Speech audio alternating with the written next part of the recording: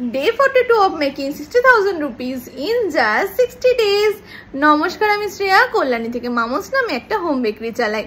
তো আজকে আমি রয়েছি এখন এই মুহূর্তে কল্যাণীতে, বাট আজকে তোমাদের সাথে সারাটা দিন শেয়ার করব কালকে আমি নবদ্বীপে কি করলাম। অ্যাকচুয়ালি আজকে আমি ইন্ট্রোটা নিতে ভুলে গেছি, কারণ লাস্টে দুটো দিন ভীষণ হেক্টিক গেছে, তাই আমি ইন্ট্রোটা নিতে একটু মিস আউট করে গেছি। আমি প্রমিস করছি এরকম ভুল আর হবে না। তো চলো আজকে সারাটা দিন শেয়ার করি। অনেক অর্ডার্স রয়েছে, তো অনেক ডেলিভারি রয়েছে, আবার নবদ্বীপে যেতে হবে, তো সবটা গিয়ে তোমাদের সাথে শেয়ার করছি।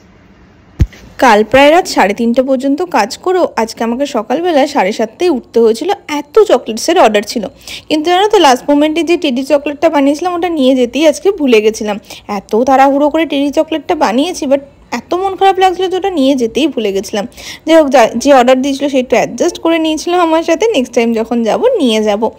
এবার চলো সব চকলেটগুলো রেডি করে নিই। এখানে ছিল একটা বারের অর্ডার, মিনি বারের মধ্যে একটা কাস্টমাইজেশন ছিল। তোমরা যদি চাও এখন থেকে কিন্তু আমার কাছে সব ধরনের কাস্টমাইজেশন তোমরা করিয়ে নিতে পারো। আমার ফেসের দিকে বা আমার দিকেই তোমরা যেও না, কারণ এত টায়ার্ড ছিলাম আমি তখন, আর এত ঘুম পাচ্ছিল। তার মধ্যেও তাড়াহুড়ো করে সব বক্সেসগুলো রেডি করলাম, চকলেট বারগুলো রেডি করলাম। আচ্ছা, এই মিনি বারটা কেমন লাগছে আমাকে জানিও তো। ও শুধু বলেছিল আই লাভ ইউ করে দিতে, আর সেরকম বেশি কিছু ডেকোরেশন না করতে। আর এটা তো আমার ভীষণ স্পেশাল আর ভীষণ পছন্দের একটা চকলেট, কারণ এটা মামস দিয়ে বানিয়েছিলাম।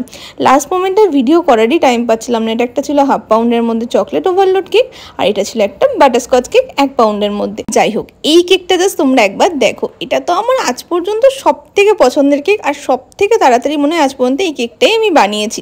এটা যে কি তাড়াহুড়োর মধ্যে বানিয়েছি, বাট ফাইনাল লুকটা তো আমার ভীষণ পছন্দ হয়েছে। তোমাদের কেমন লাগলো অবশ্যই জানিও। আর যার জন্য বানিয়েছি তারও ভারী পছন্দ হয়েছে।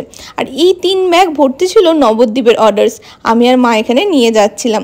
আর সত্যি কথা বলতে আজকে যে আমাদের বাড়ি ফিরতে কি দুর্যোগ হয়েছে তোমাদেরকে আমি বলে বোঝাতে পারবো না। প্রথমেই 12:30 ট্রেনটা ছিল ক্যান্সেল। আমরা প্রায় 1.5 ঘন্টার উপর প্ল্যাটফর্মে বসেছিলাম। যাও বা ট্রেনটা ঠিকঠাক মতন যাচ্ছিল, খুব সুন্দর করে ট্রেন যাচ্ছিল।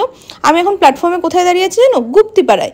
এখানে ট্রেন 1 ঘন্টা 15 মিনিটের কাছাকাছি দাঁড়িয়েছিল, নাকি গুপ্তিপাড়া না সরি ধাত্রী গ্রামে 1 ঘন্টার উপরে দাঁড়িয়েছিল, লাইনে কাজ হচ্ছিল বলে। আমার এখানে বাটারস্কচ কেকটার অবস্থা তোমরা জাস্ট একবার দেখো। এত মন খারাপ হয়ে গেছিলো বাড়ি ফিরে, এবার টাইম ছিল না। এতগুলো ডেলিভারি নিয়ে বেরিয়েছিলাম সবাইকে দেওয়ার জন্য, তো এক এক করে সবার ডেলিভারিগুলো দিচ্ছিলাম। আর সবাই ডেলিভারি পাওয়ার খানিকক্ষণের মধ্যে এত সুন্দর সুন্দর রিভিউ দিয়েছে না, সবটা তোমাদের সাথে আমি শেয়ার করছি। তোমরা জাস্ট দেখো, আমার সাথে সাথে তোমাদেরও মনটা ভালো হয়ে যাবে। আমি জানি আজকে আমি ভয়েস ওভারটা ভীষণ তাড়াতাড়ি দিচ্ছি, এখন আমাকে বেরোতে হবে। অর্ডার প্রিপেয়ার রয়েছে অনেক করে, সেগুলো এখন ডেলিভারি করতে যেতে হবে।